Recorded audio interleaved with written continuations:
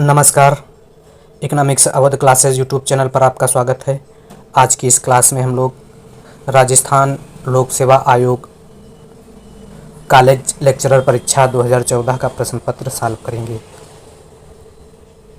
इस प्रश्न पत्र में जो क्वेश्चन हैं वह बहुत ही स्तरीय क्वेश्चन हैं और यहाँ से प्रश्न जो है आगामी यूजीसी नेट एवं जेआरएफ के एग्ज़ाम के लिए महत्वपूर्ण रहने वाले हैं तथा जो टीचिंग एग्ज़ाम होंगे जैसे टीजीटी, पीजीटी, नेट के अलावा RPSC first and second grade exam, HPSC assistant professor exam तथा उत्तर प्रदेश में जो टीजीटी, पीजीटी एग्ज़ाम हो रहे हैं वहाँ इस पेपर से क्वेश्चन मिल सकते हैं। इसके अलावा स्टेट एग्ज़ाम के लिए भी यह क्वेश्चन महत्वपूर्ण रहने वाले हैं। तो क्लास स्टार्ट करते हैं और देखते हैं आज की इस क्लास में क्या क्या प्रश्न हैं। एक नंबर प्रश्न है, मांग में विस्तार से तात्पर्य है मांग वक्र का विवर्तन, पूर्ति वक्र का विवर्तन, मांग पर चलन या आय में वृद्धि। तो मांग में विस्तार कब होता है? अन्य बातों के समान रहने पर। जब मूल्य में कमी के कारण मांग बढ़ती है तो उसे क्या कहते हैं? मांग का विस्तार कहते हैं। ध्यान रखना है, मूल्य में कमी के कारण जब मांग बढ़ती है तो उसे मांग का विस्तार कहते हैं और जब मूल्य में वृद्धि के कारण मांग कम होती है तो इसे मांग का संकुचन कहते हैं। और मांग का संकुचन और मांग का विस्तार जो है मांग वक्र पर होता है और मांग वक्र पर यह जो संकुचन और विस्तार जो है मांग वक्र के चलन के कारण होता है। अगर मांग वक्र जो है नीचे की तरफ विवर्तित हो रहा है तो कहेंगे कि मांग में विस्तार हो रहा है और मांग वक्र यदि ऊपर की तरफ विवर्तित हो रहा है तो कहेंगे कि मांग में संकुचन हो रहा है या मांग में कमी हो रही है। तो मांग में विस्तार एवं संकुचन जो होता है इसका तात्पर्य मांग वक्र पर चलन से है और मांग वक्र पर चलन जो है ऑप्शन सी में दिया गया है। तो एक नंबर प्रश्न का सही आंसर सी है। अगला 2 नंबर प्रश्न है, बैंड बैगन प्रभाव, स्नो प्रभाव तथा वेवलेन प्रभाव के संदर्भ में मांग के सिद्धांत की नई व्याख्या किसने की? तो ध्यान रखना है, वेवलेन प्रभाव, स्नो प्रभाव तथा बैंड बैगन प्रभाव के संदर्भ में मांग की जो नई व्याख्या है इसका प्रतिपादन जो है हार्वे लेविनस्टीन द्वारा किया गया था। और मांग की जो क्लासिकल अवधारणा है प्रोफेसर मार्शल द्वारा, मांग के नियम की क्लासिकल अवधारणा प्रोफेसर मार्शल द्वारा की गई थी। तो हार्वे लेविनस्टीन जो है ऑप्शन डी में दिया गया है। अब इसमें बैंड बैगन प्रभाव, स्नो प्रभाव तथा वेवलेन प्रभाव, इनके अलग अलग प्रभाव हैं। हम लोग जानते हैं कि मांग का नियम क्या बताता था कि मांग का नियम बताता था कि जैसे जैसे किसी वस्तु की कीमत क्या होती है, गिरती है, वैसे वैसे उसकी मांग जो है बढ़ती है और यदि आय, रुचि तथा अन्य वस्तुओं के स्थिर रहते हैं तो इसे क्या कहेंगे? अर्थशास्त्र में मांग का नियम कहेंगे। मतलब मांग का नियम जो है वस्तु की कीमत एवं मांगी गई मात्रा के बीच विपरीत संबंध बताता था और बताता था कि वस्तु की अगर प्राइस ज़्यादा है तो डिमांड कम होगी, प्राइस कम है तो डिमांड वस्तु की ज़्यादा होगी। और यह जो है ऋणात्मक ढाल को बताता है, जो ऋणात्मक ढाल को बताता है। अब इसके बाद क्या हुआ कि कुछ परिवर्तन देखने को मिला और हार्वे लेविनस्टीन ने बैंड बैगन प्रभाव, स्नो प्रभाव तथा वेवलेन प्रभाव के संदर्भ में मांग की नई व्याख्या की। अब जान लेते हैं स्नो प्रभाव क्या है। तो स्नो प्रभाव जो होता है, स्नो प्रभाव की अगर बात की जाए तो किसी वस्तु के मूल्य गिरने के कारण जो है कुछ लोग तो मूल्य में गिरावट के कारण मांग में वृद्धि करते हैं, पर कुछ लोग जो है सामान्य लोगों से अपने को अलग रखते हैं और बताते हैं कि गिरावट के कारण जो है वस्तु की गुणवत्ता में जो है कुछ ना कुछ कमी आई होगी, इसलिए वस्तु का उपभोग या मांग कम करते हैं, बढ़ाते नहीं हैं। तो उससे ऐसे प्रभाव को जो है स्नाव प्रभाव या स्नो इफेक्ट कहा गया है। मतलब जब वस्तु का मूल्य गिरे, मूल्य कम हो तो मूल्य कम होने के कारण लोग जो है वस्तु के मांग को बढ़ाएं नहीं बल्कि क्या स्थिर रखें और मांग में जो मूल्य की कमी का कारण बताएं वह वस्तु की गुणवत्ता में कमी के कारण बताएं। तो इसके प्रभाव को स्नो प्रभाव कहते हैं। इसके बाद एक प्रभाव है वेवलेन प्रभाव। तो वेवलेन प्रभाव की अगर बात की जाए तो वेवलेन प्रभाव क्या होता है, जब किसी वस्तु की कीमत गिरे और कुछ लोग यह सोचकर उसकी मांग में कमी करने की उसकी गुणवत्ता में गिरावट उसकी कीमत में गिरावट जो है उसकी गुणवत्ता में गिरावट के कारण होती है, तो उसे हम क्या कहते हैं, वेवलेन प्रभाव कहते हैं। और इस प्रभाव को वेवलेन के नाम से जाना जाता है, इसलिए इसे वेवलेन प्रभाव कहा जाता है। एक प्रभाव मांग के ये सिद्धांतों में बैंड बेगन प्रभाव है। बैंड बेगन प्रभाव क्या बताता है, तो बैंड बेगन प्रभाव जो है बताता है कि यदि किसी वस्तु की कीमत गिरे जिसके परिणाम स्वरूप समुदाय के कुछ लोगों की तो उस वस्तु की मांग बढ़ जाए, पर कुछ लोग कीमत गिरने के कारण मांग नहीं बढ़ाते हैं, बल्कि दूसरे लोगों के उपभोग में जो वृद्धि हुई है इसके अनुकरण के कारण जो है मांग में वृद्धि करते हैं। मतलब कीमत प्राइस में कमी के कारण मांग ना बढ़ाएं, दूसरे लोग जो उपभोग बढ़ाते हैं उनको देखकर जब समाज के अन्य लोग जो क्या हों वस्तु की मांग बढ़ा देते हैं, तो ऐसे प्रभाव को बैंड बेगन प्रभाव कहते हैं। और इस प्रकार मूल्य में परिवर्तन के कारण नहीं, बल्कि कुछ व्यक्तियों के व्यवहार में परिवर्तन के कारण, व्यवहार में परिवर्तन के कारण जो प्रभाव उत्पन्न होता है उसे बैंड बेगन प्रभाव कहते हैं। तो वेवलेन प्रभाव वस्तु की गुणवत्ता के कारण जो है कीमत घटने से वस्तु का मांग ना बढ़े। बैंड बेगन प्रभाव जो है दूसरे वस्तु के उपभोग में वृद्धि का अनुकरण करके जब वस्तु की मांग बढ़ाएं। और स्नो प्रभाव जो है किसी वस्तु के मूल्य में गिरने के कारण समुदाय के कुछ लोग तो मूल्य गिरावट के कारण मांग में वृद्धि लाएं, पर कुछ लोग सामान्य लोगों से अपने को अलग रखने के लिए कीमत में गिरावट के बाद भी उस वस्तु को उपभोग या मांग कम करें नहीं बल्कि बढ़ाएं, तो इसे क्या कहेंगे, स्नो प्रभाव कहेंगे। तो यह प्रभाव जो है मांग के सिद्धांत में एक नई अवधारणा है, और इस नई अवधारणा का प्रतिपादन जो है हार्वे लेविन्स्टीन द्वारा किया गया था। ध्यान रखना है, हार्वे लेविन्स्टीन जो है वह अंतर्राष्ट्रीय विकास के सिद्धांत से भी संबंध रखते हैं, और लेविन्स्टीन अंतर्राष्ट्रीय विकास के सिद्धांत में असंतुलित विकास के समर्थक अर्थशास्त्रियों में गिने जाते हैं, और क्रांतिक न्यूनतम प्रयास का सिद्धांत प्रस्तुत करते हैं, जो झटकों और प्रोत्साहनों के माध्यम से विकास की बात करते हैं, मतलब असंतुलन की बात करते हैं।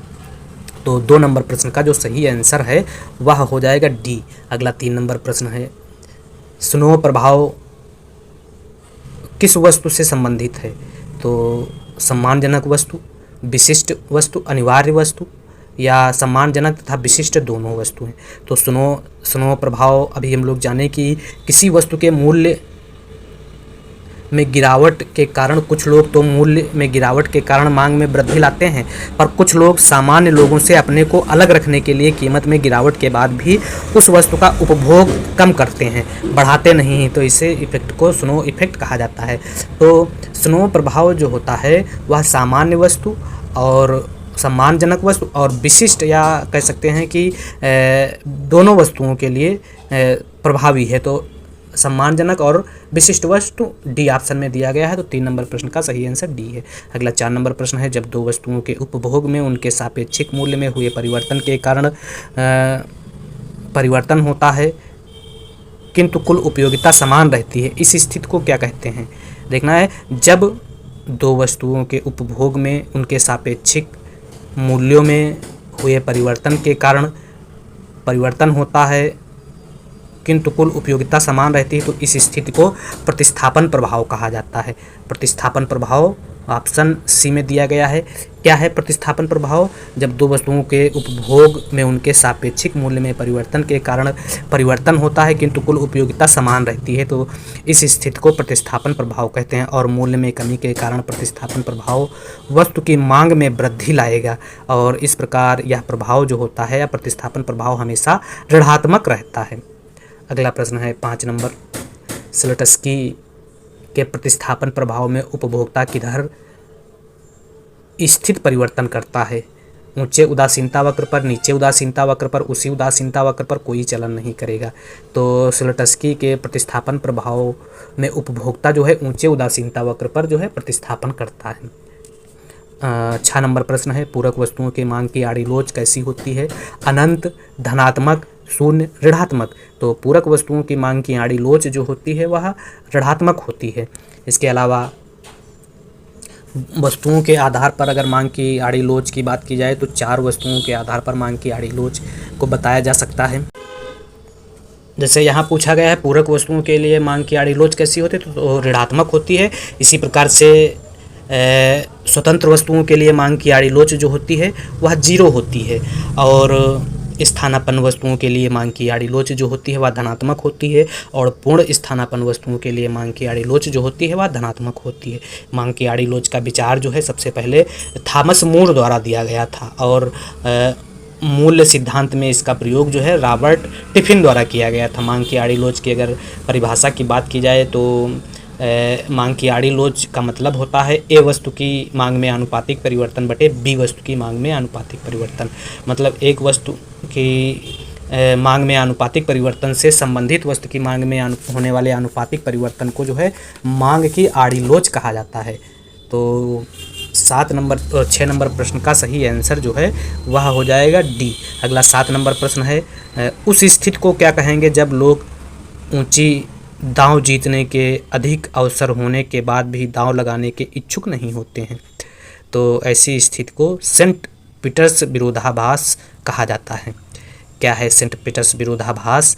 तो उस स्थिति को कहते हैं जिसमें लोग ऊंची दांव जीतने के अधिक अवसर होने के बाद भी दांव लगाने की इच्छा नहीं करते हैं। तो सी आंसर सही है।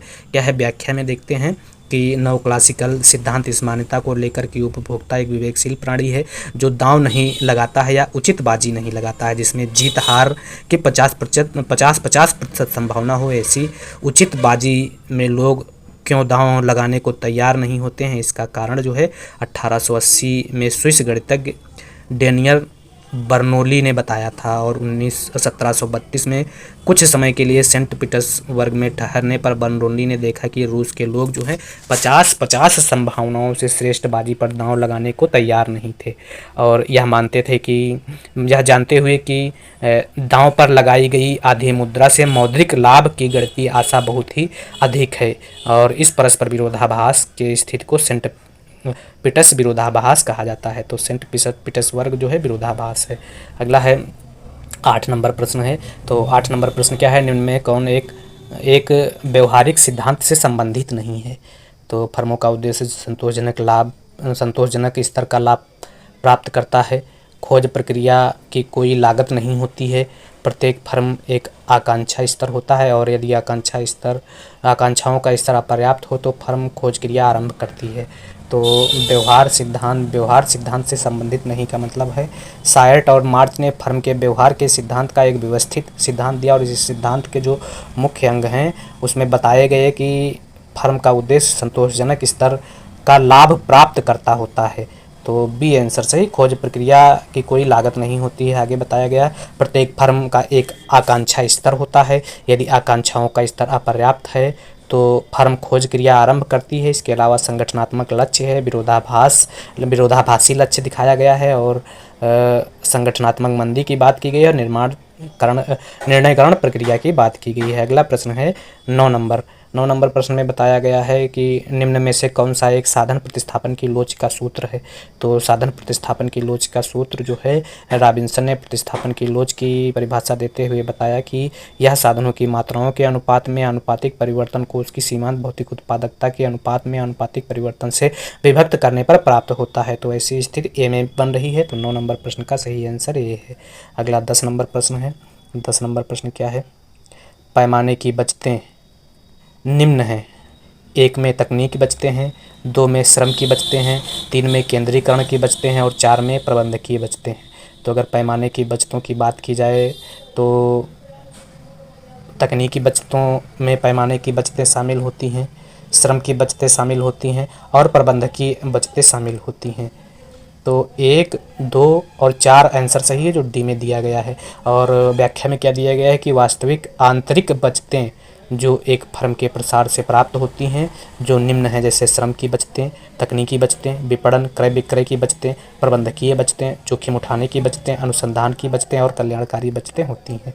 अगला 11 नंबर प्रश्न है, उत्पादन के साधनों द्वारा कार्य के समय महसूस होने वाली तकलीफ, थकान, त्याग एवं एकरसता को कहते हैं। तो उत्पादन के साधनों द्वारा कार्य के समय महसूस होने वाली तकलीफ, थकान, त्याग एवं एकरसता को वास्तविक लागत कहा जाता है। मतलब व्यक्ति द्वारा जो लागत चुकाई जाती है उसे अवास्तविक लागत कहा जाता है। और वास्तविक लागत में जो है बेन बताते हैं कि किसी वस्तु की वास्तविक लागत की परिभाषा उसके उत्पादन करने से प्राप्त कष्ट, अरुचि अथवा वास्तविक मानव त्याग के रूप में दी जाती है। इसके अलावा अवसर लागत किसे कहते हैं? निहित लागत या निजी लागत जो अपनी लागत होती है, प्राइवेट लागत होती है। निहित लागत के अंतर्गत जो है घरेलू साधन पर किया गया व्यय या स्वयं की सेवाओं को शामिल किया जाता है। अगर परिभाषा के रूप में देखा जाए तो एक उत्पादक दिए हुए उत्पादन को प्राप्त करने के लिए जब घरेलू साधन को पे करता है तो उसे क्या कहते हैं? अव्यक्त लागत या निहित लागत कहा जाता है। और इसका लेखांकन जो है रजिस्टर में नहीं किया जाता है। जैसे घरेलू साधनों पर किया गया व्यय या स्वयं की सेवाएं जो है निहित लागत के अंतर्गत आती है। और लागत के एक प्रकार में जो है स्पष्ट लागत या व्यक्त लागत होती है जिसे लेखांकन लागत कहा जाता है। इसमें क्या होता है कि जब एक उत्पादक दिए हुए वस्तु को उत्पादन करने के लिए जो साधन बाजार से खरीद कर खर्च करता है उसी को क्या कहते हैं? स्पष्ट लागत या व्यक्त लागत कहा जाता है। और इसे जो है इसका लेखांकन जो है रजिस्टर में किया जाता है। एग्जाम्पल के रूप में कच्चे माल, बिजली के लिए भुगतान, मजदूरी, इमारत का किराया, ब्याज, परिवहन एवं विज्ञापन पर जो खर्च होता है उसे जो है निहित लागत कहा जाता है। तो लागत में जो है निहित लागत, अनिहित लागत, अस्पष्ट लाभ को जो है निहित लागत कहा जाता है। इसके अलावा अवसर लागत की अगर बात की जाए तो अवसर लागत की अवधारणा जो है प्रोफेसर हैबरलर द्वारा दी गई है। और इसमें बताया गया है कि एक वस्तु की अतिरिक्त मात्रा उत्पादित करने के लिए जो दूसरे वस्तु की मात्रा का त्याग किया जाता है यह त्याग ही वस्तु की अवसर लागत कहलाती है। जैसे मान लेते हैं कि कुर्सी की 5 से 6 इकाई उत्पादन करने के लिए मेज की 2 इकाई त्याग करना पड़ता है और यही 2 इकाई का त्याग ही कुर्सी की अवसर लागत होती है। अवसर लागत को रूपांतरण वक्र की सहायता से स्पष्ट किया जाता है जिसमें स्थिर अवसर लागत जो होता है मूल बिंदु के प्रति समतल होता है, यह स्थिर अवसर लागत होता है। ह्रासमान अवसर लागत जो होता है मूल बिंदु के प्रति जो है उन्नतोदर होता है, यह ह्रासमान अवसर लागत है। और वर्धमान अवसर लागत जो है मूल बिंदु के प्रति नतोदर होता है। तो इसे रूपांतरण वक्र की सहायता से स्पष्ट किया जाता है। इसके अलावा निजी लागत, सामाजिक लागत या पर्यावरण लागत की अगर बात की जाए तो किसी वस्तु को बनाने, उत्पादन पर जो खर्च किया जाता है वह जो है वस्तु की निजी लागत कहलाती है। और उत्पादन के दौरान पर्यावरणीय हानि होती है जिसका प्रभाव मानव जीवन पर पड़ता है उसे जो है सामाजिक लागत कहा जाता है। कुल लागत जो है निजी लागत, सामाजिक लागत या पर्यावरणीय लागत का हिस्सा मानी जाती है। इसके अलावा एक आर्थिक प्रकार के आधार पर अगर लागतों की बात की जाए तो उसमें शामिल होता है TFC total fixed cost, TVC total variable cost और TC जो है टोटल फिक्स्ड कास्ट और टोटल वेरिएबल कास्ट को प्राप्त करके जोड़कर जो है प्राप्त की जाती है। अब TFC की अगर बात की जाए, TFC जो होता है इसका संबंध उत्पादन से नहीं होता है या उत्पादन की मात्रा से प्रभावित नहीं होती है, इसे पूरक लागत कहा जाता है। और मार्शल जो है इसे पूरक लागत कहते हैं। और अल्पकाल की वह लागत जो है उत्पादन की मात्रा प्रभावित या परिवर्तित नहीं होती उसे TFC कहा जाता है। अल्पकाल की वह लागत जो उत्पादन की मात्रा से प्रभावित नहीं होती है TFC लागत कहा जाता है। TFC को आधुनिक अर्थशास्त्री संक कास्ट भी कहते हैं। पूरक लागत संक कास्ट और ऊपरी लागत जो है इसे मार्शल कहते हैं। इसके अलावा TVC की अगर बात की जाए तो अल्पकाल में उत्पादन की वह लागत जो उत्पादन की मात्रा में परिवर्तन से प्रभावित या परिवर्तित होती है उसे TVC कहते हैं। इसे प्राथमिक लागत भी कहा जाता है। और TFC जो होता है वह एक्स अक्ष के समांतर होता है, यह वह आरेख जो है TFC का है और उत्पादन की मात्रा से यह संबंधित नहीं होता है। एक्स अक्ष पर क्या होता है? उत्पादन होता है और वाई अक्ष पर जो है F लागत होती है। तो TFC की प्रत्येक बिंदु पर ढाल जो है 0 होता है और आधार अक्ष के समांतर होता है। इसी प्रकार से अगर TVC की बात की जाए तो TVC का जो आरेख होता है वह 3 ढाल वाला होता है, TVC का आरेख है। और अगर TC की बात की जाए तो TVC और TC के योग को जो है TVC और TFC के योग को TC कहा जाता है। तो यह लागत के संदर्भ में कुछ महत्वपूर्ण बातें थी। अगला प्रश्न है तो ध्यान रखना है कि 11 नंबर प्रश्न में बताया गया है उत्पादन के साधनों द्वारा क्रय के समय महसूस होने वाली तकलीफ, थकान, त्याग एवं एकरसता से जो एकरसता को कहते हैं वास्तविक लागत, रियल कास्ट कहा जाता है। अगला 12 नंबर प्रश्न है किसने पैमाने की बचतों को आंतरिक व बाह्य बचतों में वर्गीकृत किया? Pigou, Keynes, Marshall, Pareto. तो पैरेटो ऐसे अर्थशास्त्री हैं जिसने पैमाने की बचतों को आंतरिक एवं बाह्य बचतों के रूप में वर्गीकृत किया। मार्शल ऐसे अर्थशास्त्री हैं। तो मार्शल जो है पैमाने की बचतों को आंतरिक एवं बाह्य बचतों के रूप में विभाजित करते हैं और बताते हैं जो किसी फर्म की आंतरिक तौर से प्राप्त होते हैं, और जब वह अपने आकार को या अपने उत्पादन को बढ़ाती हैं तो बाह्य बचतें होती हैं, और जो किसी फर्म को उस समय उपलब्ध होती हैं जब समस्त उद्योग का उत्पादन क्या होता है, बढ़ता है। अगला प्रश्न 13 नंबर प्रश्न है, कॉप डगलस उत्पादन फलन में दो साधनों के मध्य प्रतिस्थापन की लोच क्या होती है? तो कॉप डगलस उत्पादन फलन में दो साधनों के मध्य प्रतिस्थापन की लोच जो होती है वह इकाई के समान या इकाई के बराबर होती है, मतलब बी आंसर सही है। अगला है 14 नंबर प्रश्न है। 14 नंबर प्रश्न में क्या है देखते हैं कि निम्न में से कौन सा एक कथन स्थिर प्रतिस्थापन लोच उत्पादन फलन CES के संदर्भ में असत्य है? तो दिए गए ऑप्शनों में CES के संदर्भ में कौन सा कथन जो है असत्य है? तो इसमें अगर देखा जाए तो CES के संदर्भ में स्थिर प्रतिस्थापन की लोच में 4 चर होते हैं। बी में दिया गया है स्थिर प्रतिस्थापन की लोच फलन डिग्री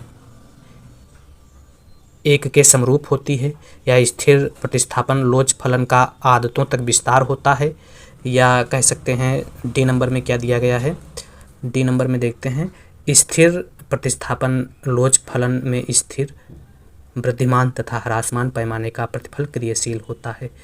तो यह जो है 3 प्रचाल के रूप में व्यक्त किया जाता है, और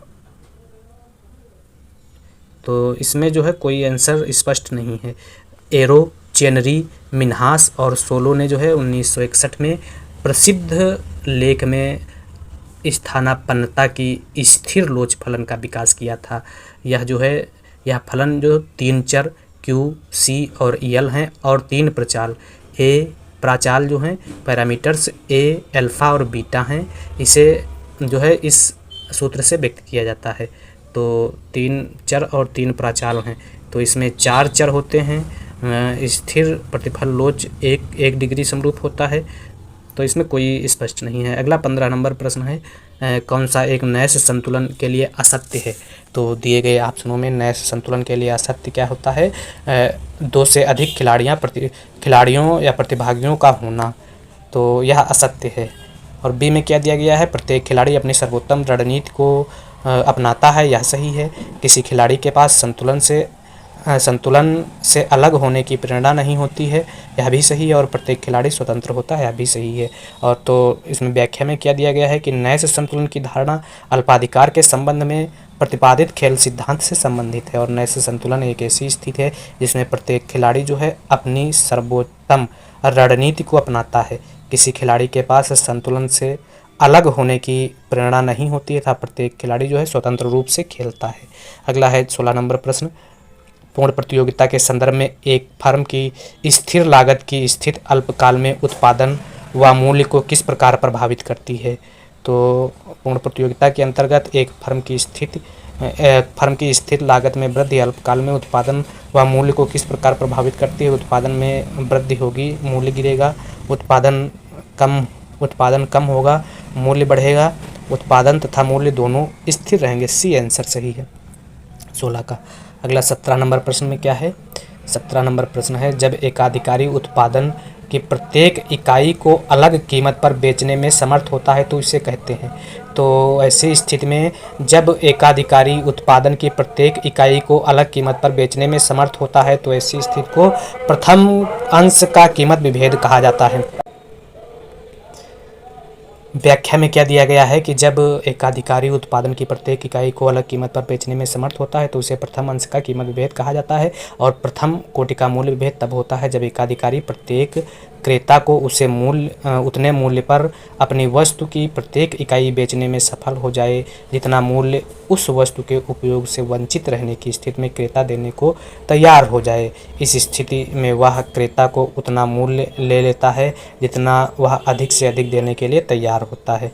तो प्रथम कोटि के कीमत विभेद के अंतर्गत क्या होता है, जब एकाधिकारी उत्पादन की प्रत्येक इकाई को अलग कीमत पर बेचने के लिए तैयार होता है, तो ऐसी स्थिति को क्या कहते हैं, प्रथम कोटि का कीमत विभेद कहते हैं। इसके अलावा द्वितीय कोटि और तृतीय कोटि की कीमत विभेद की शर्तें जो हैं प्रोफेसर पीगू द्वारा दी गई, पीगू द्वारा जो है प्रथम और द्वितीय कोटि की शर्तें दी गई हैं।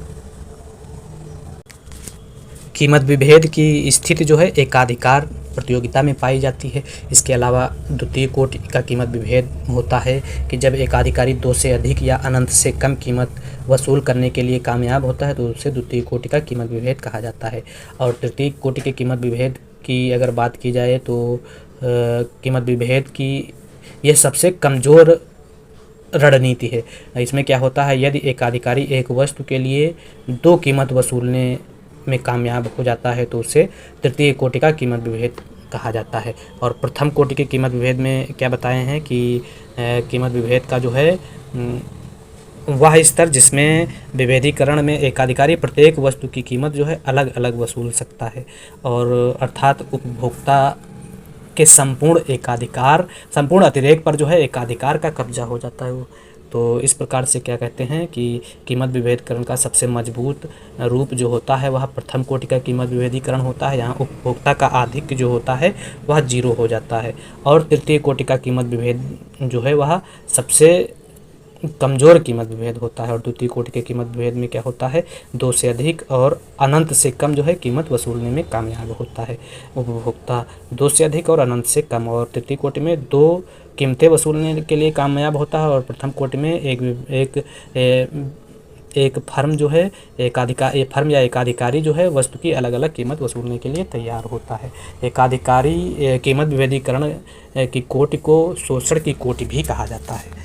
तो यह कीमत विभेदीकरण के संदर्भ में कुछ महत्वपूर्ण बातें थी। अगला प्रश्न है, क्या है 18 नंबर प्रश्न क्या है, जब एक बहुत बड़ी प्रबल फर्म अपनी आक्रामक नीतियों के कारण स्वयं का नेतृत्व स्थापित कर लेती है तो इसे कहते हैं, तो इससे जो है शोषणकारी मूल्य नेतृत्व कहा जाता है। डी आंसर सही है 18 नंबर प्रश्न में। 19 नंबर प्रश्न है, पैरेटो की सीमांत शर्त के लिए आवश्यक है कि उत्पादन का संयोग इस प्रकार हो कि 2 वस्तुओं के मध्य डैश उन्हीं 2 वस्तुओं के मध्य डैश के बराबर हो। किसके बराबर होगा, तो ऑप्शन देखते हैं क्या क्या है। ऑप्शन है MRS, MRTS, MRTS, MRS, MRPT। तो MRPT सही आंसर हो जाएगा। MRPT किस में दिया गया है, बी में दिया गया है। और अगर बात की जाए पैरेटो के सीमांत शर्त के लिए आवश्यक है कि उत्पादन का संयोग इस प्रकार हो कि 2 वस्तुओं के मध्य MRS उन्हीं 2 वस्तुओं के मध्य MRPT के बराबर हो। और पैरेटो अनुकूलतम की स्थिति जो है 3 स्थितियां होती हैं। पैरेटो इष्टतम पर उपभोग के संदर्भ में 2 व्यक्तियों के बीच MRS AXY बराबर MRS BXY के बराबर होनी चाहिए। पैरेटो इष्टतम के उपभोग के संदर्भ में और उत्पादन के संदर्भ में MRTS AL के बराबर MRTS BL के बराबर होनी चाहिए। तो उपभोग के संदर्भ में MRS है और उत्पादन के संदर्भ में MRTS है। और आय में वितरण के साथ जो है परिवर्तन संभव है। अगला प्रश्न है 20 नंबर प्रश्न क्या है, अधिकतम कल्याण की अंतिम सीमांत शर्त किस पर आधारित है। सीमांत उत्पादन पर, तकनीक प्रतिस्थापन की सीमांत दर पर, या वस्तु की प्रतिस्थापन की अनुकूलतम दशा पर। तो अधिकतम कल्याण की अंतिम सीमांत शर्त जो है वस्तु की अनुकूलतम दशा पर आधारित होता है। और इस दशा के अनुसार जो है समाज में प्रत्येक व्यक्ति के लिए किन्हीं 2 वस्तुओं की मध्य प्रतिस्थापन की सीमांत दर समान होती है। तो सी आंसर सही है। अगला 21 नंबर प्रश्न है, वाह्यताओं को यह भी कहा जाता है, वाह्यताओं को क्या कहा जाता है, बहने या फैलने का प्रभाव, पड़ोस का प्रभाव, या गैर व्यापारिक आत्मनिर्भरता। तो इनमें से सभी कहा जाता है। अगला प्रश्न है 22 नंबर, खेल के सिद्धांत का प्रतिपादन किसने किया, बर्ट्रैंड तथा मॉर्गनस्टर्न। या इसके अलावा ऑप्शन बी में क्या दिया गया है, ऑप्शन बी में न्यूमैन, मॉर्गनस्टर्न, कुर्नो, न्यूमैन या न्यूमैन अकेला। तो खेल का सिद्धांत का प्रतिपादन जो है वह न्यूमैन तथा मॉर्गनस्टर्न, बी ऑप्शन जो दिया गया है यह सही है। B option. व्याख्या में देखते हैं क्या दिया गया है कि खेल सिद्धांत का प्रतिपादन प्रोफेसर वान न्यूमैन तथा मॉर्गस्टन ने अपनी पुस्तक the theory of game and economic behaviour में दिया था, जो 1944 में प्रकाशित हुई थी। में परस्पर विरोधी स्थितियों वाली विभिन्न वस्तुओं के प्रति एक नया दृष्टिकोण प्रतिपादित किया था। अगला 23 नंबर प्रश्न है, निम्न में कौन सा क्षतिपूर्ति सिद्धांत है? कैल्डार तथा हिग्स का सिद्धांत, सिटोवस्की का सिद्धांत, लिटिल का सिद्धांत, इनमें से सभी। तो यह सभी सिद्धांत जो हैं क्षतिपूर्ति सिद्धांत से संबंधित हैं। डी ऑप्शन सही है। क्षतिपूर्ति सिद्धांत के अनुसार जब किसी नीति परिवर्तन से कुछ को लाभ तथा कुछ को हानि होती है तो वह परिवर्तन सामाजिक कल्याण को बढ़ाएगा। यदि लाभान्वित व्यक्ति हानि उठाने वाले व्यक्ति की क्षतिपूर्ति करने के पश्चात भी शुद्ध प्राप्त होता है तो इसे क्षतिपूर्ति सिद्धांत कहते हैं। और कैल्डार तथा हिग्स का क्षतिपूर्ति सिद्धांत, सिटोवस्की का सिद्धांत और लिटिल का सिद्धांत जो है यह क्षतिपूर्ति सिद्धांत से संबंधित है। अगला है 24 नंबर प्रश्न है, सामाजिक कल्याण फलन की आलोचना करते हुए रॉबर्टसन ने इसे क्या कहा? तो रॉबर्टसन, बृहद कुछ रंगीन गणितीय गुब्बारा, सही किंतु अधिक महत्वपूर्ण नहीं, पूर्णतः सामान्य और स्वच्छंद। तो सामाजिक कल्याण फलन की आलोचना करते हुए रॉबर्टसन बृहद कुछ रंगीन गुब्बारा की बात करते हैं। तो क्या सही आंसर जो हो जाएगा ए है। 25 नंबर प्रश्न है, नव कल्याण अर्थशास्त्र को यह भी कहा जाता है। वालरस का सिद्धांत, क्षतिपूर्ति कल्याण सिद्धांत, सामाजिक कल्याण फलन, मार्शल का सिद्धांत। तो नव कल्याण अर्थशास्त्र को जो है क्षतिपूर्ति कल्याण सिद्धांत भी कहा जाता है। 25 नंबर प्रश्न का सही आंसर बी है। हिग्स, कैल्डार, सिटोवस्की क्षतिपूर्ति मापदंड की प्रतिस्थापना करते हैं और इसे नव कल्याण अर्थशास्त्र कहा जाता है। और इसमें जो है निम्न मान्यताओं पर यह सिद्धांत आधारित है। 1 नंबर की मान्यता क्या है कि प्रत्येक व्यक्ति की संतुष्टियां दूसरों से स्वतंत्र होती हैं, जिससे वह अपना कल्याण का सबसे अच्छा निर्णायक स्वयं होता है। और उत्पादन तथा उपभोग में बाहरी प्रभावों का अभाव होता है। प्रत्येक व्यक्ति की रुचियाँ स्थिर होती हैं। उत्पादन और विनिमय की समस्याओं को वितरण की समस्या से अलग किया जा सकता है। और उपयोगिता की माप जो है क्रम संख्यात्मक होती है और अंतःवैयक्तिक तुलनाएं संभव होती हैं। तो नव कल्याणकारी अर्थशास्त्र से जो है पूर्ति का क्षतिपूर्ति सिद्धांत संबंधित है और इसे जो है हिग्स, कैल्डार और सिटोवस्की द्वारा प्रतिपादित किया गया है। अगला प्रश्न है 26 नंबर, द्वितीय श्रेष्ठ का सिद्धांत इसलिए लागू होता है क्योंकि पेरेटो अनुकूलतम की शर्त पूरी होती है, पूरी नहीं होती है, काल्पनिक है, कल्याण के विरुद्ध है। तो द्वितीय श्रेष्ठ का सिद्धांत इसलिए लागू होता है क्योंकि पेरेटो अनुकूलतम की शर्त जो है पूरी नहीं होती है। बी आंसर सही 26 में। क्या है व्याख्या देखते हैं। द्वितीय श्रेष्ठ का सिद्धांत इसलिए लागू होता है क्योंकि पेरेटो अनुकूलतम की शर्त जो है पूरी नहीं होती है। लिप्से तथा लंकास्टर ने अपने द्वितीय सर्वश्रेष्ठ के सिद्धांत में यह प्रासंगिक प्रश्न उठाया कि उनके अनुसार पेरेटो को कुशलता की सभी शर्तों को संतुष्ट करना संभव नहीं होता था। उनके परिणाम स्वरूप सर्वोत्तम हल अर्थात अधिकतम सामाजिक कल्याण की स्थिति प्राप्त करना जो है योग्य नहीं होता है। अगला प्रश्न है, जोड़ करने की समस्या संबंधित है। तो जोड़ करने की समस्या जो है आयलर से संबंधित है और योग प्रमेय की समस्या आयलर प्रमेय से संबंधित है। फिलिप्स विगस्टीड ने सर्वप्रथम इस समस्या की चर्चा की थी और समाधान प्रस्तुत किया था। अगला है, एकाधिकार की शक्ति को किस विधि से मापते हैं? तो एकाधिकार की शक्ति को जो है वह मांग की लोच से भी मापते हैं, मांग की आड़ी लोच से भी मापते हैं और लर्नर विधि से मापते हैं। तो तीनों सही हैं। तीनों सही का मतलब है ए, बी, सी तीनों सही हैं। और एकाधिकार शक्ति से तात्पर्य उस स्वनिर्णय की मात्रा से है जो कि उत्पादक या विक्रेता को अपनी कीमत व उत्पादन नीति का निर्धारण करने के संबंध में प्राप्त होता है। अर्थात एकाधिकारी शक्ति नियंत्रण की उस मात्रा का जो है द्योतक होता है जो कि उत्पादन या विक्रेता को अपने पदार्थ की कीमत तथा उत्पादन पर प्राप्त होती है। एकाधिकारी शक्ति की विधियों को मापने में मांग की लोच द्वारा एकाधिकारी शक्ति की माप की जाती है, मांग की आड़ी लोच द्वारा एकाधिकारी शक्ति की माप की जाती है और लर्नर द्वारा प्रतिपादित एकाधिकारी शक्ति द्वारा मांग की आड़ी लोच मापा जाता है। 29 नंबर प्रश्न है कि द्विपक्षीय एकाधिकार किसे कहते हैं?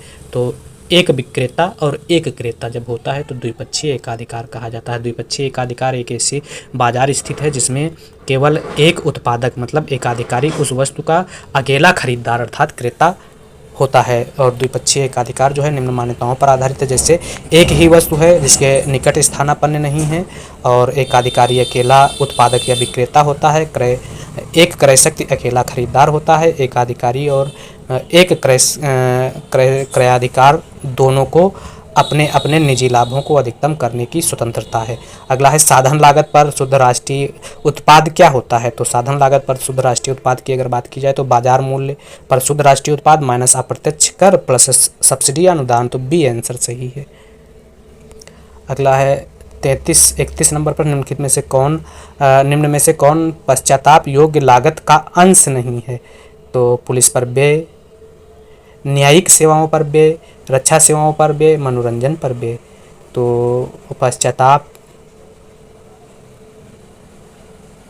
योग्य लागत के अगर अंगों की बात की जाए तो पुलिस पर व्यय, न्यायिक सेवाओं पर व्यय, रक्षा सेवाओं पर व्यय, मनोरंजन पर व्यय नहीं है, तो डी आंसर सही है 31 नंबर प्रश्न में डी। अगला 32 नंबर प्रश्न क्या है, निम्नलिखित में से कौन सा लेखा राष्ट्रीय आय लेखांकन के वर्गीकरण खाते में सम्मिलित नहीं है। तो उत्पादन खाता, उपभोग खाता, बचत खाता, विदेशी लेन देन खाता। तो निम्नलिखित में से कौन लेखा राष्ट्रीय आय लेखांकन के वर्गीकृत खाते में सम्मिलित नहीं, तो दिए गए ऑप्शनों में जो है वह बचत खाता है। राष्ट्रीय आय लेखांकन राष्ट्रीय आय से संबंधित समस्याओं के अध्ययन तथा उससे संबंधित सभी सूचनाओं तथा तथ्यों को सांख्यिकीय विवरण तथा खातों के रूप में प्रदर्शित करने का तरीका है। और कुजनेट्स जो है को इसका जन्मदाता माना जाता है, इसलिए 1971 में अर्थशास्त्र का नोबेल पुरस्कार इन्हें दिया गया। रिचर्ड स्टोन को भी इसी क्षेत्र में 1984 में नोबेल पुरस्कार प्रदान किया गया था। राष्ट्रीय आय लेखांकन के वर्गीकरण खाते में जो है उत्पादन खाता, उपभोग खाता और विदेशी लेन देन खाता को शामिल किया जाता है। अगला प्रश्न है 33 नंबर, राष्ट्रीय आय की माप अधूरी है क्योंकि इसमें इसका समावेश नहीं होता है। तो इसमें हस्तांतरण भुगतान का समावेश नहीं होता है, गैर विक्रय योग्य वस्तुओं तथा सेवाओं का समाधान या समावेशन नहीं होता है, और पूंजी लाभ का समावेशन नहीं होता, सभी का समावेशन नहीं होता। राष्ट्रीय आय की माप अधूरी है क्योंकि इसमें जो है हस्तांतरण भुगतान शामिल नहीं किया जाता है, गैर विक्रय योग्य वस्तुओं सेवाओं को शामिल नहीं किया जाता है, विदेशों से लाभ या हानि या अप्रत्याशित लाभ को शामिल नहीं किया जाता है, विदेशों से प्राप्त उपहार को इसमें शामिल नहीं किया जाता है, तो डी आंसर सही है। इसके अलावा एक परिवार या गृहस्थ द्वारा अवकाश में अपने बगीचे में उत्पादित सब्जियों तथा फल किसी फर्म द्वारा रखे गए स्टॉक की कीमतों में वृद्धि को शामिल नहीं किया जाता है, तथा एक फर्म द्वारा दूसरी फर्म को दिया जाने वाला लाभांश जो है राष्ट्रीय आय की गणना में शामिल नहीं किया जाता, तो डी आंसर सही है। 34 नंबर प्रश्न है, निम्नलिखित में से कौन सा केन्स का निरपेक्ष आय परिकल्पना से संबंधित नहीं है। तो आय बढ़ने के साथ साथ औसत उपभोग प्रवृत्ति बढ़ती है। आय उपभोग बढ़ने के साथ औसत उपभोग प्रवृत्ति उस गति से नहीं बढ़ती है लेकिन बढ़ती है, तो संबंधित नहीं है, ए है। यह मानव स्वभाव और ज्ञान पर आधारित है, ठीक है। इसका उपयोग का मनोवैज्ञानिक नियम है, यह उपभोग का मनोवैज्ञानिक नियम है, यह भी सही है। बी भी सही है, सी भी सही है, और सीमांत उपभोग प्रवृत्ति 0 से अधिक किंतु 1 से कम होती है, और डी भी सही है। अगर बात की जाए किन्स के उपभोग फलन सिद्धांत की, किन्स का उपभोग फलन को निरपेक्ष आय परिकल्पना नाम दिया गया है, और जो यह बताता है कि जब आय बढ़ती है तो उपभोग भी बढ़ता है किंतु आय में वृद्धि की अपेक्षा कम बढ़ता है, और विलोमशः भी, मतलब आय ज़्यादा बढ़ती है, उपभोग थोड़ा सा कम बढ़ता है। अनुपातिक रूप से इसका अर्थ हुआ कि उपभोक्ता आय में गैर अनुपातिक संबंध होता है। ये किन्स ने निरपेक्ष आय परिकल्पना के संबंध में बताया कि यह मानव स्वभाव और ज्ञान पर आधारित होता है, और इसे उपभोग का मनोवैज्ञानिक नियम कहते हैं, और सीमांत उपभोग प्रवृत्ति 0 से अधिक किंतु 1 से कम होती है, किन्स अपने सिद्धांत में बताते हैं। अगला जो प्रश्न है, डिवीजनवरी के सापेक्ष आय परिकल्पना के संबंध में कौन सा कथन असत्य है। तो डिवीजनवरी की सापेक्ष आय परिकल्पना के संबंध में अगर बात की जाए तो देखते हैं क्या क्या ऑप्शन है। इसमें लोग अपने असत्य पूछा गया, गलत पूछा गया है। लोग अपने धनी पड़ोसी की नकल करते हैं, तो ठीक है, डिवीजनवरी बताते हैं कि रचेट प्रभाव पाया जाता है। और बी में क्या दिया गया है, धनी व्यक्ति की औसत उपभोग प्रवृत्ति अधिक होती है, तो धनी व्यक्ति की औसत उपभोग प्रवृत्ति कम होती है, तो यह नहीं है। अगला है उपभोग की प्राथमिकताएं अंतर्निर्भर हैं, यह भी सही है। और आय के सापेक्षिक अंतर उपभोग व्यय का निर्धारण करते हैं, तो यह भी गलत है। तो असत्य पूछा गया है, तो ए असत्य है, बी असत्य है, बी असत्य है। डिवीजनवरी ने जो है मुख्य रूप से सापेक्ष आय परिकल्पना का सिद्धांत प्रतिपादित किया था, जिसमें उन्होंने बताया कि उपभोग उसकी निरपेक्ष आय का फलन नहीं बल्कि समाज में आय के वितरण में उसकी सापेक्ष स्थिति का फलन होती है, अर्थात उसका उपभोग जो है समाज में अन्य व्यक्तियों की आय की तुलना में उसकी सापेक्ष आय पर निर्भर करता है। और सापेक्ष आय परिकल्पना जो है वह निम्न बातों पर निर्भर करती है, जिसमें क्या बताया गया है कि लोग अपने धनी पड़ोसी की नकल करते हैं, और क्या बताया गया है, उपभोक्ता की प्राथमिकताएं अंतर्निर्भर हैं और आय के सापेक्षिक अंतर उपभोग व्यय का निर्धारण करते हैं। तो इसमें जो सही आंसर है वह बी सही आंसर है। अगला है 36 नंबर प्रश्न, निम्न में कौन सा फ्रीडमैन का स्थायी आय परिकल्पना से संबंधित नहीं है? तो संक्रमणकालीन आय, संक्रमणकालीन उपभोग, सापेक्षिक आय और स्थायी आय। तो फ्रीडमैन जो है संक्रमणकालीन आय बताते हैं, संक्रमणकालीन उपभोग बताते हैं, स्थायी आय और अस्थायी उपभोग बताते हैं, सापेक्षिक आय नहीं बताते हैं। तो बी या सी जो है संबंधित नहीं है। फ्रीडमैन के अनुसार उपभोग आय के वर्तमान स्तर के बजाय दीर्घकालीन प्रत्याशित आय द्वारा निर्धारित होता है, और दीर्घकालीन प्रत्याशित आय को फ्रीडमैन द्वारा स्थायी आय नहीं स्थायी आय कही जाती है, जिसके आधार पर लोग अपने उपभोग योजना बनाते हैं। और स्थायी आय परिकल्पना से जो है निम्न संबंधित है, जिसमें संक्रमणकालीन आय, संक्रमणकालीन उपभोग, अस्थायी आय और स्थायी उपभोग। फ्रीडमैन जो है दीर्घकालीन प्रत्याशित आय को फ्रीडमैन द्वारा स्थायी आय कही गई है।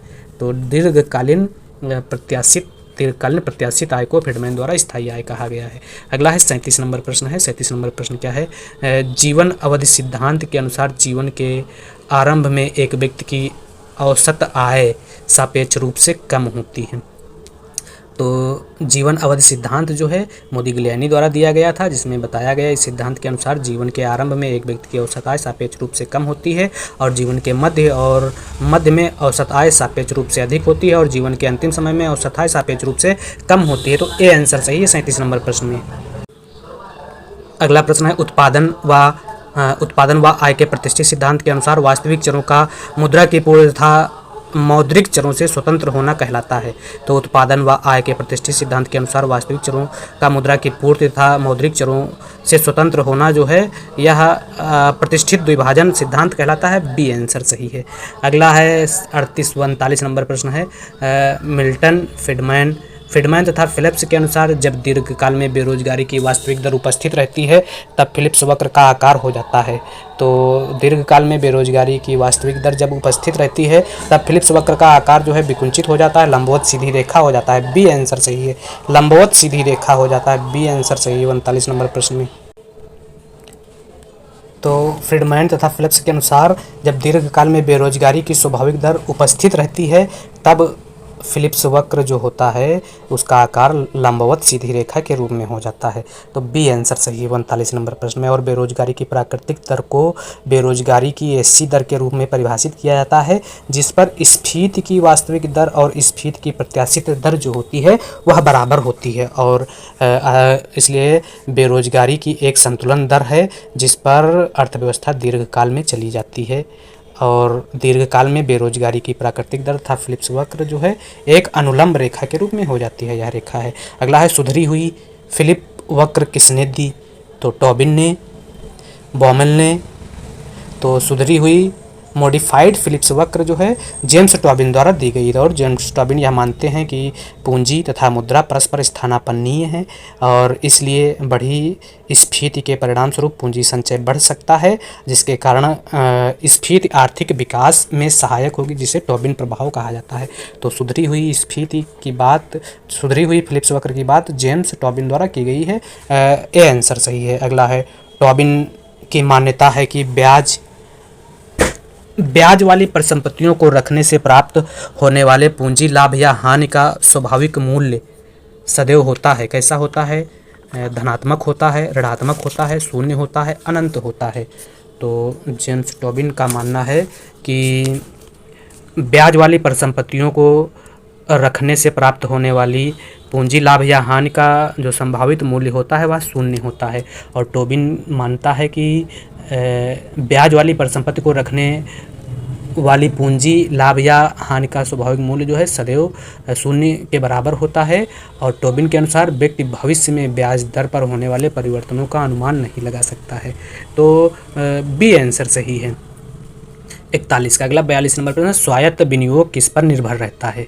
जनसंख्या वृद्धि पर, तकनीकी उन्नति पर, जनसंख्या वृद्धि तथा तकनीक उन्नति दोनों पर, इनमें से कोई नहीं। तो स्वायत्त या ऑटोनॉमस इन्वेस्टमेंट जो है यह जनसंख्या वृद्धि तथा तकनीक उन्नति दोनों पर निर्भर करता है। व्याख्या में क्या दिया गया है? स्वायत्त विनियोग जनसंख्या वृद्धि तथा तकनीक उन्नति दोनों पर निर्भर करता है और सरकार द्वारा आर्थिक विकास के कार्यों जैसे कि सड़क निर्माण, रेलवे का विस्तार, इस्पात तथा उर्वरक की फैक्ट्रियाँ, सिंचाई, सुरक्षा संबंधी साज सामान पर किया गया निवेश स्वतंत्र निवेश के अंतर्गत आता है। सरकारी निवेश इसलिए स्वतंत्र निवेश होता है क्योंकि यह राष्ट्रीय आय में किसी परिवर्तन द्वारा निर्धारित नहीं होता है, बल्कि यह तो सरकार द्वारा देश में आर्थिक विकास को प्रोत्साहित करने तथा सामाजिक कल्याण में वृद्धि करने से उद्देश्यों की पूर्ति के लिए किया जाता है। तो सी आंसर सही है।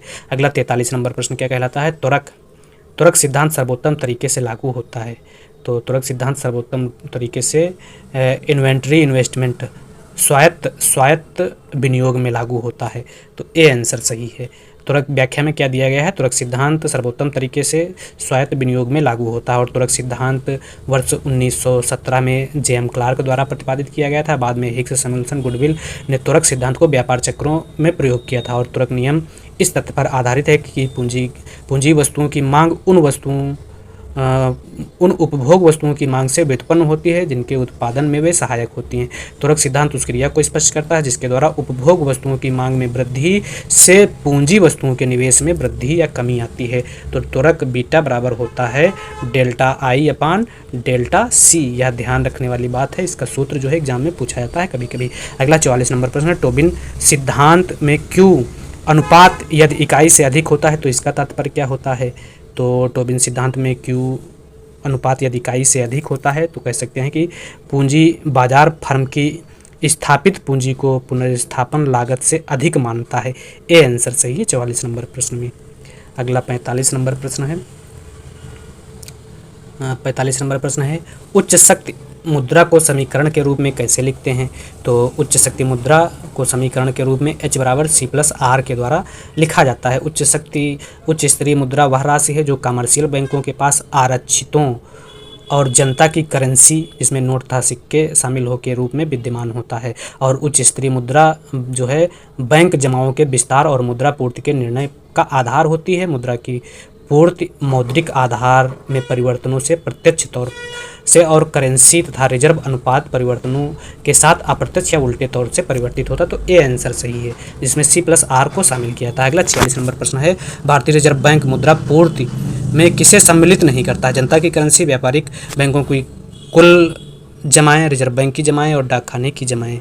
तो डाकखाने की जमाएं जो हैं रिजर्व बैंक मुद्रा पूर्ति में सम्मिलित नहीं करता है। डाकखाने की जमाएं डी ऑप्शन में दिया गया है। इसकी व्याख्या में देखते हैं क्या है। भारतीय रिजर्व बैंक मुद्रा पूर्ति के लिए जो है मुद्रा पूर्ति में सम्मिलित जो करता है उसमें जनता के पास करेंसी, व्यापारिक बैंकों की कुल जमाएं, रिजर्व बैंक के पास अन्य जमाएं, उच्च स्तरीय मुद्रा तथा आवश्यक रिजर्व अनुपात जो है वह मुद्रा पूर्ति में सम्मिलित किया जाता है। तो डी आंसर सही है। अगला 47 नंबर प्रश्न है, निम्न में कौन IS तथा LM वक्रों से संबंधित नहीं है? तो IS LM वक्र जो है उत्पादकता संबंधित है, कंपनियों के अंश संबंधित नहीं है, इक्विटी नहीं संबंधित है, मितव्ययिता संबंधित है और तरलता अधिमान संबंधित है। IS तथा LM मॉडल में जो मुद्रा ब्याज और आय को वस्तु तथा मुद्रा बाजार में हिग्स हैंसन के सामान्य संतुलन के ढांचे में एकीकृत किया है, जिसमें IS शब्द जो है निवेश और बचत की समानता का संक्षिप्त रूप होता है जो वस्तु बाजार में संतुलन को व्यक्त करता है। और LM जो होता है वह LM शब्द जो है मुद्रा की मांग L और मुद्रा की पूर्ति M की समानता का संक्षिप्त रूप होता है जो मुद्रा बाजार संतुलन को व्यक्त करता है। IS LM वक्र जो है निम्न से संबंधित होता है जिसमें उत्पादकता, मितव्ययिता और तरलता अधिमान शामिल किया जाता है। अगला है 48 नंबर प्रश्न है, वास्तविक सकल उत्पाद GNP में प्रति व्यक्ति प्रतिशत वृद्धि होने पर बेरोजगारी दर 1% वार्षिक की दर से कम होती है, इस नियम को कहा जाता है। तो वास्तविक सकल राष्ट्रीय उत्पाद GNP में 3% वृद्धि होने पर बेरोजगारी की दर 1% वार्षिक की दर से कम होती है, इस नियम को ओकुल का नियम कहा जाता है। ए आंसर सही है। और ओकुल क्या बताते हैं कि आर्थिक विकास तथा बेरोजगारी में विलोम संबंध होता है और इसके अतिरिक्त उनका मत है कि बेरोजगारी घटाने के लिए ऊंची वृद्धि की दर प्राप्त करने की रणनीति अपनाने की आवश्यकता है। अगला है 49 नंबर प्रश्न क्या कह रहा है, फ्रीडमैन में मौद्रिक नीति में किस प्रकार के समय अंतराल का वर्णन होता है? पहचान समय अंतराल, प्रशासनिक अंतराल, क्रियात्मक अंतराल, तो इनमें सभी, तो यह सभी हो जाएगा। डी आंसर सही है। फ्रीडमैन के अनुसार समय अंतराल जो लंबी और परिवर्तनशील दोनों हैं के उपरांत मौद्रिक कार्रवाइयाँ केवल आर्थिक स्थितियों को प्रभावित करती हैं। और फ्रीडमैन जो है मुख्य रूप से 3 प्रमुख समय अंतरालों की बात करते हैं, जिसमें पहचान अंतराल, प्रशासनिक अंतराल और परिचालन या क्रियात्मक अंतराल शामिल हैं। अगला प्रश्न है, मौद्रिक तथा राजकोषीय नीति की प्रभावशीलता के संबंध में क्या सत्य है? किन्स की श्रेणी में राजकोषीय नीति अधिक प्रभावी है? तो किन्स की श्रेणी में राजकोषीय नीति अधिक प्रभावी है, ठीक है। प्रतिष्ठित श्रेणी में राजकोषीय नीति प्रभावी नहीं है, प्रतिष्ठित श्रेणी में राजकोषीय नीति प्रभावित नहीं है। और किन्स की श्रेणी में मौद्रिक नीति पूर्णतः अप्रभावी है। तो किन्स की मौद्रिक नीति, तो इसमें जो है सभी आंसर जो है ए बी सी तीनों सही है। सी आंसर मतलब क्या है कि मौद्रिक तथा राजकोषीय नीति की प्रभावशीलता के संबंध में जो है बताया गया है, किन्स की श्रेणी में राजकोषीय नीति अधिक प्रभावी है, ठीक है। और प्रतिष्ठित श्रेणी में राजकोषीय नीति प्रभावी नहीं है, यह भी सही है, क्योंकि प्रतिष्ठित श्रेणी में मौद्रिक नीति प्रभावी है और किन्स की श्रेणी में मौद्रिक नीति पूर्णतः अप्रभावी है। किन्स की, हाँ ठीक है, जब राजकोषीय नीति प्रभावी है तो मौद्रिक नीति अप्रभावी है। तो ए, बी और सी तीनों सही हैं। अगला 51 नंबर प्रश्न है, निम्नलिखित में से कौन सा हिग्स के व्यापार चक्र सिद्धांत से संबंधित नहीं है? तो हिग्स का व्यापार चक्र जो है वह स्वायत्त निवेश की स्थिर दर है, छत या उच्च सीमा है, फर्श या निम्न सीमा है। तो विस्फोटक व्यापार चक्र जो है हिग्स के सिद्धांत से संबंधित नहीं है, तो ए आंसर सही है।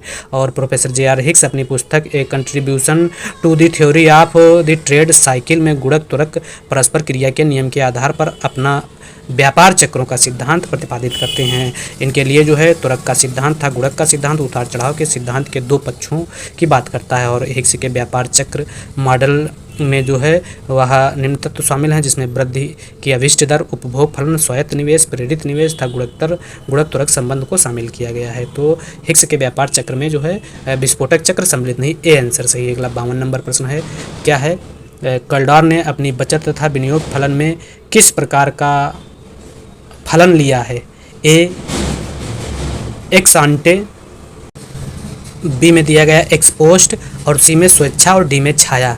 तो कल्डॉर ने अपने बचत तथा विनियोग फलन में एक्स आंटे था एक्स पोस्ट बचत फलन को लिया। कल्डॉर ने पूंजी स्टॉक को एक अन्य चर के रूप में प्रयोग किया है जो बचत और निवेश के संबंध में प्रभाव डालता है। उसने बचत और निवेश दोनों को आय और पूंजी स्टॉक के फलन के रूप में लिया है। तो ए और बी सही है 52 नंबर प्रश्न में। अगला 53 नंबर प्रश्न क्या है? सूची फर्स्ट तथा सूची सेकंड का कोड की सहायता से मिलान कीजिए। क्या है? महंगी मुद्रा नीति। तो महंगी मुद्रा नीति की अगर बात की जाए तो विस्तार की बात करता है, मिलान कीजिए। महंगी मुद्रा नीति विस्तार की बात करता है। सस्ती मुद्रा नीति जो है संकुचन की बात करता है। और कर की दर बढ़ाकर, तो कर की दर बढ़ाकर तेजी की जा सकती है। और सार्वजनिक व्यय में वृद्धि, तो सार्वजनिक व्यय में वृद्धि भी तेजी ही, सार्वजनिक व्यय में वृद्धि मंदी की बात करता है। तो अगला प्रश्न है 54 नंबर, नव प्रतिष्ठित समष्टि अर्थशास्त्र के अंतर्गत प्रतिस्थापन से क्या तात्पर्य है? तो नव प्रतिष्ठित समष्टि अर्थशास्त्र के अंतर्गत प्रतिस्थापन का मतलब क्या है? श्रम और पूंजी के लिए प्रतिस्थापन, बी उपभोग वस्तुओं का पूंजी वस्तुओं से प्रतिस्थापन, सी वर्तमान अवकाश को भविष्य के अवकाश से प्रतिस्थापन, और मुद्रा का बांडरों से प्रतिस्थापन। तो फ्रीडमैन में मौद्रिक नीति में किस प्रकार का समय अंतराल का वर्णन है? तो इसमें जो है वर्तमान अवकाश को भविष्य के अवकाश में प्रतिस्थापन, सी आंसर सही है। क्या है? व्याख्या में नव प्रतिष्ठित समष्टि अर्थशास्त्र के अंतर समय प्रतिस्थापन से जो तात्पर्य है वह वर्तमान अवकाश का भविष्य के अवकाश से प्रतिस्थापन से है। और नव प्रतिष्ठित समष्टि अर्थशास्त्र जो है निम्न मान्यताओं सिद्धांतों की परिकल्पनाओं पर आधारित है, जिनमें बाजार निरंतर समावेशित होते हैं, विवेकपूर्ण प्रत्याशाएं होती हैं और जो है कुल पूर्ति परिकल्पना होती है। अगला है 55 नंबर प्रश्न है, वास्तविक व्यापार चक्र सिद्धांत का प्रतिपादन किसने किया? तो वास्तविक व्यापार चक्र सिद्धांत 1980 के दशक में अमेरिकी नव क्लासिकल विचारधारा से विकसित हुआ। यह मुख्यतः किडलैंड, प्रेस्कोट, बैरो और किंगलोन तथा प्लोसर तथा प्रेस्कोट के अनुसंधान का परिणाम है। बाद में प्लोसर, समर्स, मैनक्यू तथा अन्य बहुत से अर्थशास्त्रियों ने वास्तविक व्यापार चक्र के संबंध में अपने विचार दिए। तो इसमें क्या है, 9 अमेरिकी 9 प्रतिष्ठित अर्थशास्त्री हो जाएगा, बी आंसर सही हो जाएगा। अगला है 56 नंबर प्रश्न। 56 नंबर प्रश्न क्या है, वास्तविक व्यापार चक्र सिद्धांत के अनुसार व्यापार चक्र का प्राथमिक कारण क्या है। तो व्यापार चक्र के अगर प्राथमिक कारण की बात की जाए तो इसमें क्या है, ए में दिया गया तकनीक में परिवर्तन, बी में वास्तविक ब्याज दर तथा सी में दिया गया है मुद्रा की तटस्थता, डी में दिया गया है श्रम का अंतर समय प्रतिस्थापन। सही उत्तर का चयन कीजिए। तो इसमें जो सही उत्तर दिया गया है वह वास्तविक व्यापार चक्र सिद्धांत के अनुसार व्यापार चक्र का प्राथमिक कारण जो होगा वह तकनीक में परिवर्तन होगा। ए आंसर सही है, तकनीक में परिवर्तन। अगला 57 नंबर प्रश्न क्या है, इनमें से कौन सा अर्थशास्त्री नवकीनसवाद संप्रदाय का अर्थशास्त्री नहीं है। तो इसमें नवकीनसवाद का जोसेफ स्टिग्लर हैं, डेविड रोमर हैं, रॉबर्ट गॉर्डनर हैं, सेमुल्सन किस संप्रदाय के अर्थशास्त्री, इसमें सेमुल्सन नहीं है। नवकीन्स अर्थशास्त्र जो है आधुनिक समष्टि अर्थशास्त्र की एक विचारधारा है जो पारंपरिक कीन्सीय सिद्धांतों से भिन्न है तथा क्लासिकल अर्थशास्त्रियों की आलोचनाओं की प्रतिक्रिया में उन्हें समायोजित एवं जो है पुनर्व्यवस्थित करती है। नवकीन्सियन अर्थशास्त्रियों में कुछ प्रमुख अर्थशास्त्री जो हैं वह हैं Joseph Stigler, David Romer, Robert Gardner, George Mankiw तथा लॉरेंस समर्स। यह जो हैं क्या हैं, नव क्लासिकल अर्थशास्त्र से संबंधित अर्थशास्त्री हैं। अगला जो प्रश्न है क्या है, अगला प्रश्न देखते हैं। नवकीनसवादी समष्टि अर्थशास्त्रियों के अनुसार अल्पकाल में मूल्य अनम्य होते हैं। नवकीनसवादी समष्टि अर्थशास्त्रियों के अनुसार अल्पकाल में मूल्य अनम्य होते हैं क्योंकि मूल्यों में समायोजन महंगा पड़ता है। ए आंसर सही है, मूल्यों में समायोजन महंगा पड़ता है, मूल्यों में समायोजन संभव नहीं है, यह काल्पनिक स्थिति है। और डी में दिया गया है मूल्यों में समायोजन महंगा पड़ता है तथा मूल्यों में समायोजन संभव नहीं है। तो ए आंसर मूल्यों में समायोजन महंगा पड़ता है।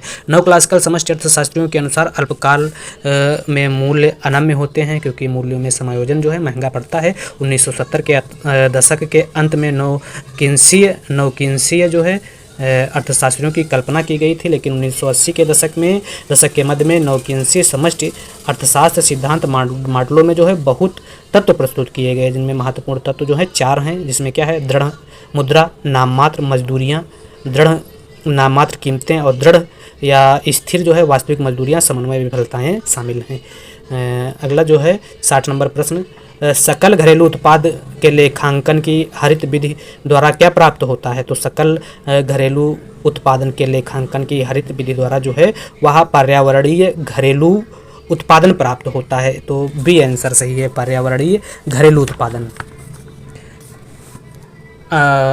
सकल घरेलू उत्पादन के लेखांकन की हरित विधि जो है पर्यावरणीय घरेलू उत्पादन प्राप्त होता है और पर्यावरणीय समायोजित जीडीपी बराबर होते हैं जीडीपी माइनस पर्यावरणीय लागत। अगला प्रश्न है 61 नंबर, कठोर मौद्रिक मजदूरी तथा लोचशील मूल्य सिद्धांत का प्रतिपादन किसने किया था। तो कठोर मौद्रिक मजदूरी तथा लोचशील मूल्य सिद्धांत का प्रतिपादन जेम किन्स ने किया था। ए आंसर सही है।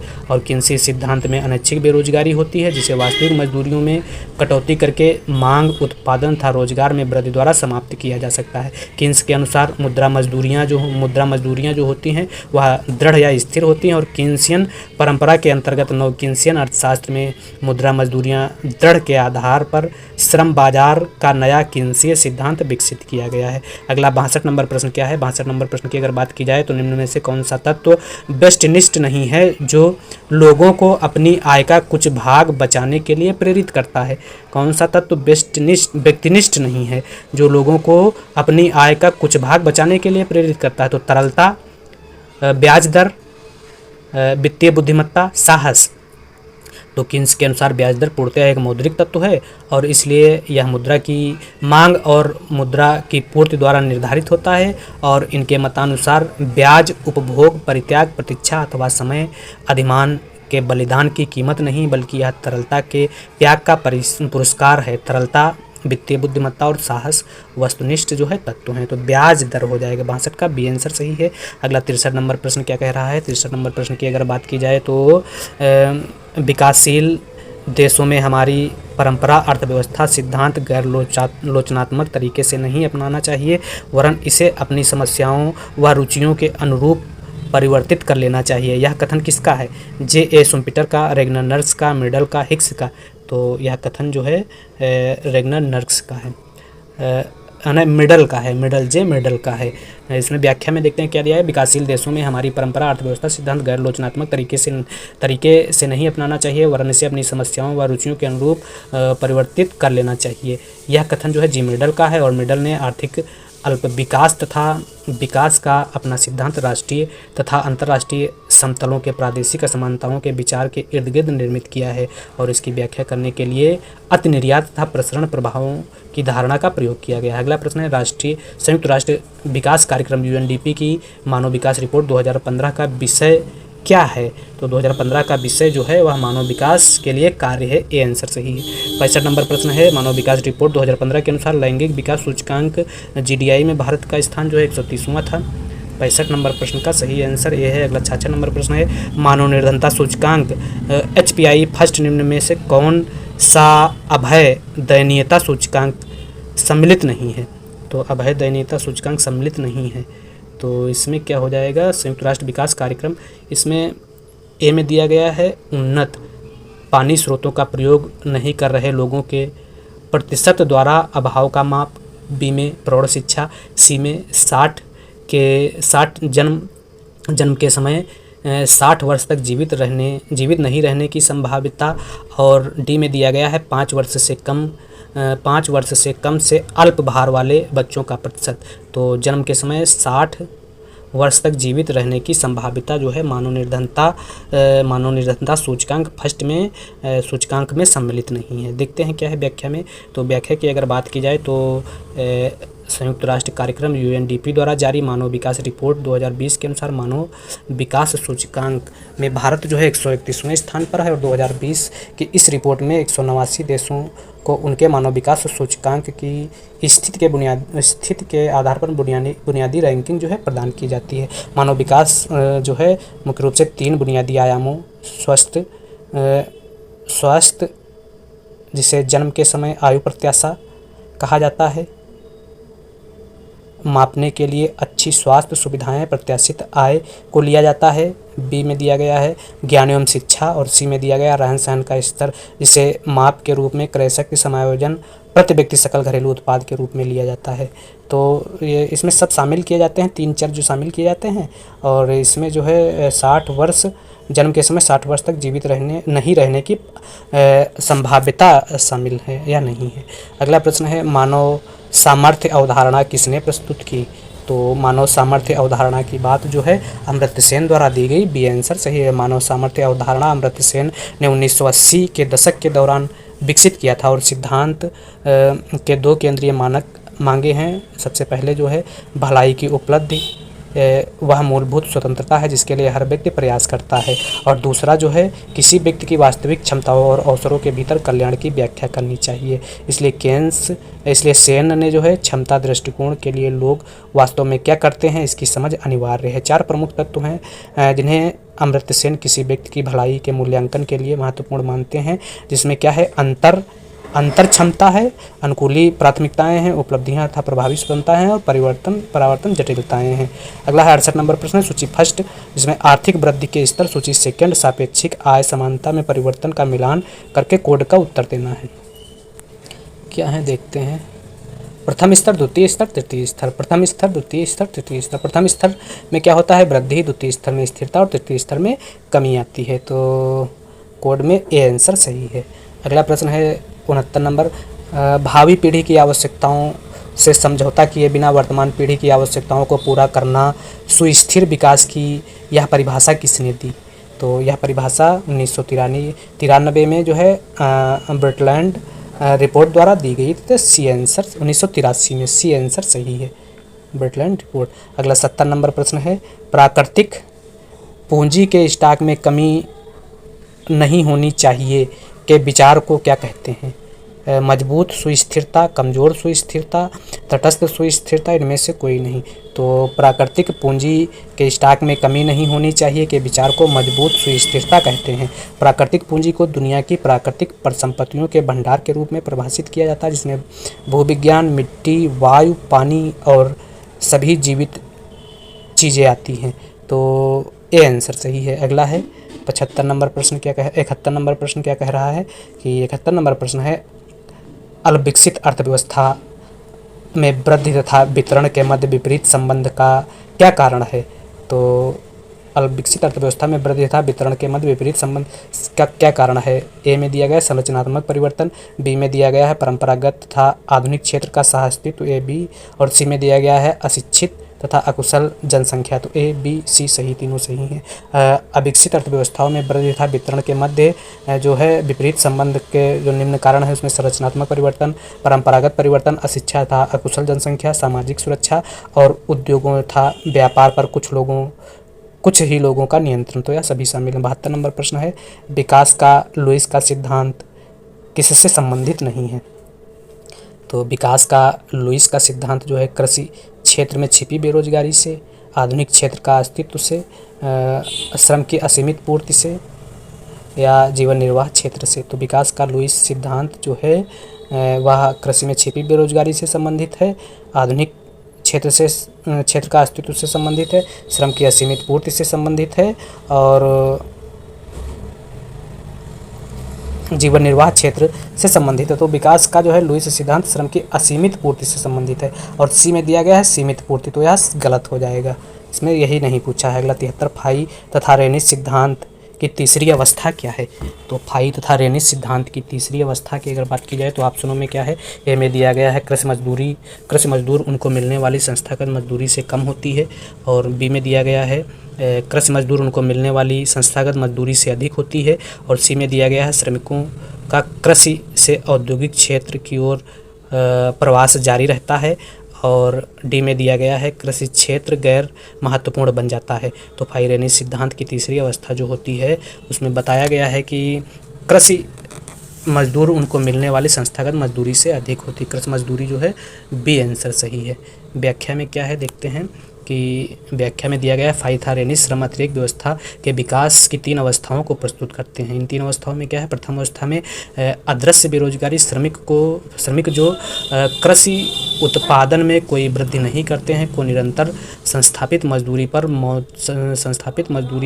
पर जो है औद्योगिक क्षेत्र में स्थानांतरित कर दिया जाता है। और द्वितीय अवस्था में कृषि श्रमिक जो कृषि उत्पादन में वृद्धि तो करते हैं किंतु प्राप्त संस्थानिक मजदूरी से कम उत्पादन करते हैं, इससे श्रमिक को औद्योगिक क्षेत्र में भेज दिए जाते हैं, और यदि श्रमिकों का औद्योगिक क्षेत्र में निरंतर स्थानांतरण किया जाता है तो अंततः ऐसी स्थिति उत्पन्न हो जाती है जब खेतिहर श्रमिक संस्थानिक मजदूरी के बराबर उत्पादन करते हैं।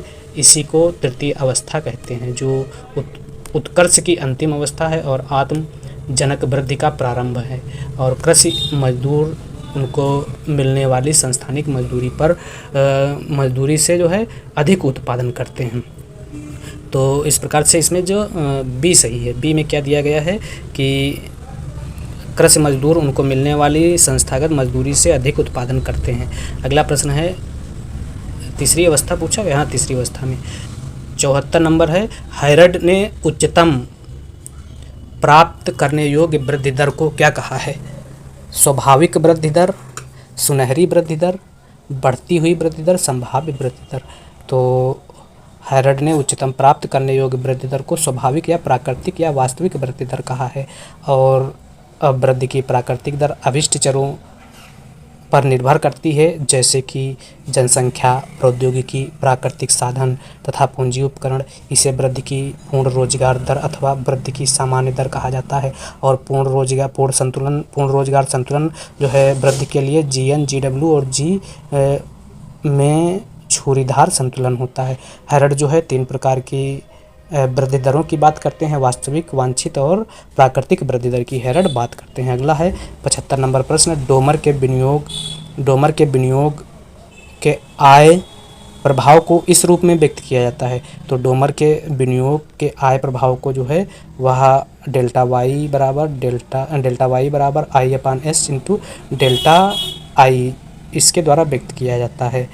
डोमर के अनुसार उत्पादन क्षमता में वृद्धि तब प्राप्त होगी जब लोगों की मांग या आय पर्याप्त मात्रा से बढ़ती है। और डोमर ने अपने आय प्रभाव को जो है कीन्स के गुणक तथा आय निर्धारण के सिद्धांत पर आधारित किया है। तो इस प्रकार से आज की इस क्लास में हम लोगों ने आरपीएससी लेक्चरर एग्ज़ाम का जो प्रश्न पत्र 2014 का था, इसके 75 प्रश्नों को सॉल्व किया। आगे की वीडियो में इसकी सेकंड पार्ट में हम लोग 75 प्रश्नों को सॉल्व करेंगे। अगर एक ही क्लास में सारे प्रश्न सॉल्व करेंगे तो बहुत लंबी वीडियो हो जाएगी, इसलिए अब जो नेक्स्ट वीडियो होगी उसमें हम लोग आरपीएससी कॉलेज लेक्चरर के जो 2014 के जो प्रश्न पत्र के बचे हुए 75 क्वेश्चन हैं, उन क्वेश्चनों को सॉल्व करेंगे। Economics Awadh classes YouTube channel पर अगर आप पहली बार विजिट कर रहे हैं तो चैनल को सब्सक्राइब करें तथा वीडियो को लाइक करें और अपने दोस्तों तक शेयर करें। Thank you.